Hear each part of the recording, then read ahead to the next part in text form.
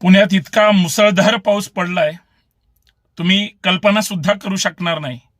पुण्यातले रस्ते हे रस्ते राहिले नाहीत तर तलाव झालेत, नद्या झाल्या। महानगरपालिकेने जे काही काम केलं ते सगळं निकृष्ट दर्जाचं बोगस केलं, अक्षरशः वाहून गेलं सगळं।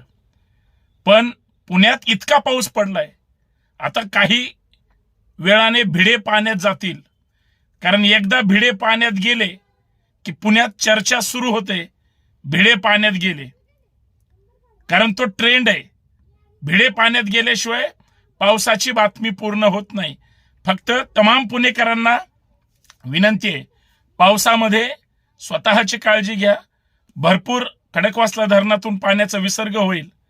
जे नदी पात्राच्या शेजारी राहतात, कालव्याच्या शेजारी राहतात, त्यांना सतर्कतेचा इशारा दिला जाईल।